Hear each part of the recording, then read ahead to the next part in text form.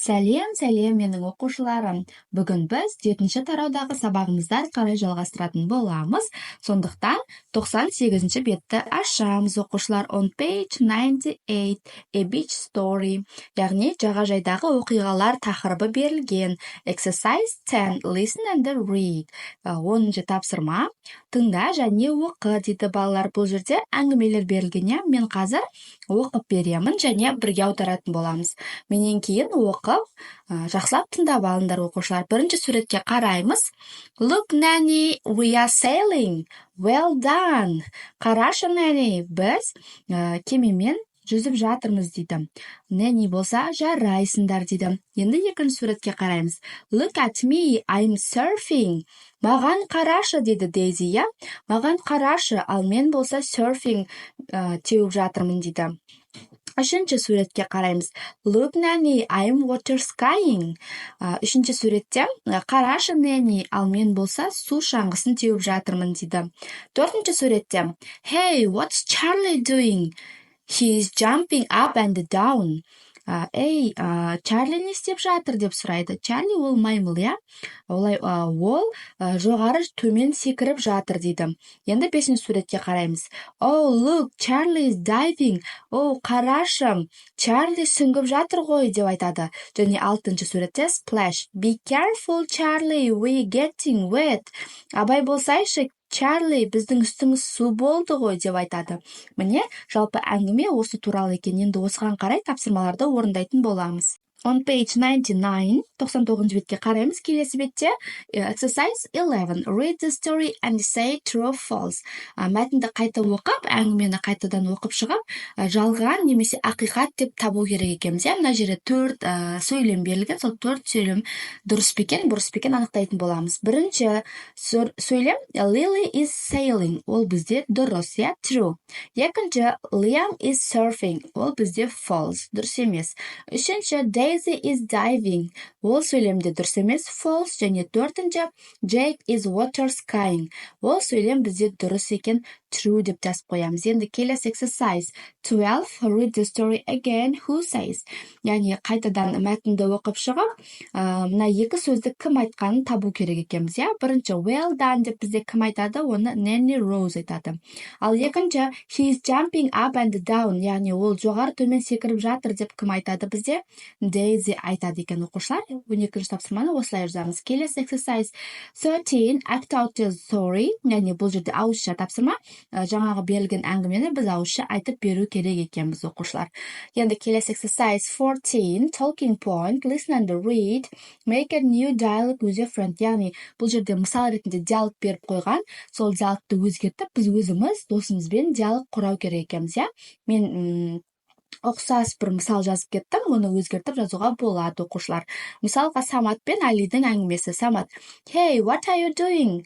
Али: Look at me, I'm water skiing. Самат: Well done. Яғни бұл жерде мен не істеп жатырсың деп сұрақ қояды. Маған қарашы, мен су шаңғысын теуіп жатырмын дейді. Самат болса жарайсың дейді.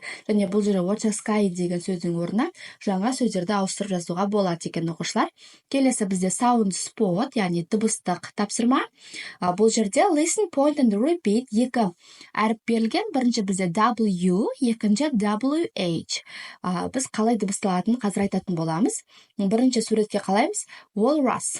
Walrus, яғни у деп дыбыс береді екен. Walrus, яғни бұл ит балық деп айтамыз, морж. Келесі water. Water.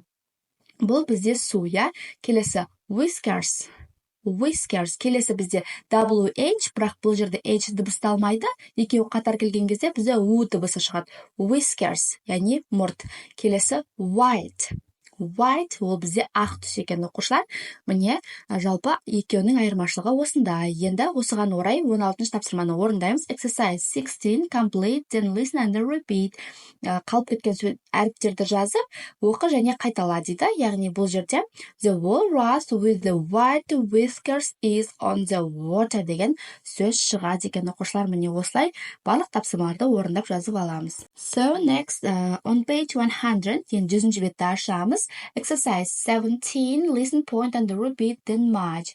Тыңда, қайтала және сәйкестендір деген. Бұл жерде спорттың түрлерін берген оқушылар. Мен қазір оқып аударып отыратын боламын. Мұқият тыңдап жаттап алсаңдар болады. Яғни бірінші бізде скейтборд қай суреттен көріп тұрмыз? Скейтбордты біз и суретінен көріп тұрмыз, оқушылар. Екінші do karate, яғни каратэмен айналысу. Ол бізде C суреті. Үшінші jog бізде F суреті. Яғни жүгірудің бір түрі, жай жүгіру jog деп айтамыз, jogging деп айтамыз. Төртінші hop бізде D болады. D, яғни ол міне қыз жайлап жүріп бара жатыр, секіріп. Келесі skip. Алтыншы skip ол бізде мына G болады, яғни скакалка тебу деп айтамыз ғой, біз. Келесі алтыншы have a picnic ол бізде A болады, және жетінші play the violin скрипка ойнау ол бізде B болады. Міне осылай белгілеп шықсақ болады, оқушылар. So next exercise 18. Complete Көркем's poem. Then say which thing isn't Көркем's. Яғни бұл жерде әріптердің орны ауысып кеткен Көркемнің жазуы бойынша біз оны дұрыстап жазу керекпіз, және суретке қараймыз, біреуі артық. Соны анықтайтын боламыз. Бірінші I can surf, I can jog, and I can skip. I can play the violin, I can do karate too. I can do a lot of things. What about you? By Көркем. Яғни surf бізде И суретмен сәйкес келеді, jog бізде C суретмен сәйкес келеді, skip бізде D суретмен сәйкес келеді, play the violin бізде F болады, және do карате бізде A болады екен. Міне осылай тапсырманы орындаймыз. Келесі бетті ашамыз. 101-ші бетте study spot, яғни ереже берілген. Бұл жерде оқушылар бірінші мысалды оқиын. I can skip really well. Look at me. Яғни бұл жерде can деген сөзді беріп қойған. Can деген бір нәрсені істей алу деген қабілетті білдіреді. Мысалға, мен өлең айта алатын болсам, I can sing a song. Мен өлең айта аламын, яғни менің ондай қабілетім бар. Ал айта алмайтын, егер мен билей алмайтын болсам, мен би қабілетім жоқ болса, онда мен билей алмаймын деп айтам. I cannot dance деген сияқты. Яғни can дегеніміз ол модальды етістік, бір нәрсені істей алу деген мағынаны білдіреді екен. Ал жанында бізде істеулер берілген. Quick, тез, quickly, тез, яғни жұрнағын жалғау арқылы quickly істеу шығып тұр. Good, well, жақсы, easily, оңай, fast, яғни тез деген мағыналарды береді. Бұл бізде істеу сөз табына жатады екен, оқушылар. Енді осыған орай тапсырмаларды орындаймыз. Exercise 19, make a sentences дейді. 19-ші жаттығуда бізде сөйлемдерді біз, яғни бұл жерде can істей аламын, күліп тұрған болса істей аламын, күлмей тұрған болса істей алмаймын деген can немесе can'тті қолдану керек екенбіз. Бірінші Гүлнара can do karate істей алады. We can't have a picnic today. Екінші істей алмаймыз, яғни бүгін пикникке бара алмаймыз.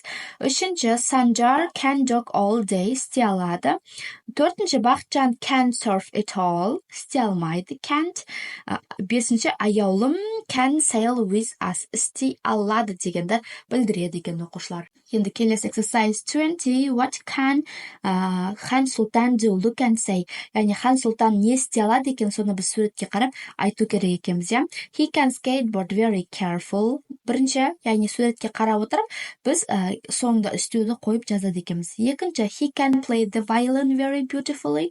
He can do karate very well. Төртінші, he can skip very quickly.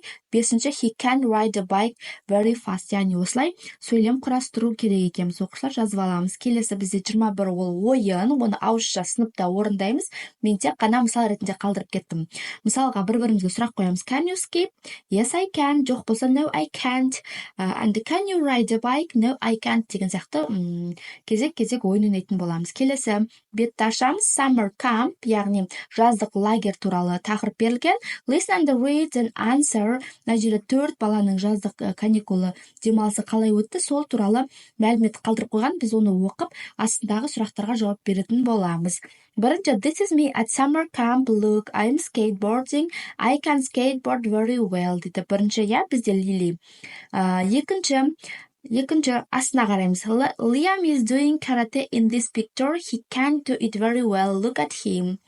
Жандар, this is Daisy, she is jogging, she is with your dog Bella. Және соңғысы, this is Jake, he is having a picnic, the sun is shining and he is eating an ice cream деген мәтіндер берілген екен. Енді жауабын оқиын. Бірінші сұрақтың жауабы yes, she can. Екінші сұрақтың жауабы Daisy is jogging. Үшінші сұрақтың жауабы Liam is doing karate.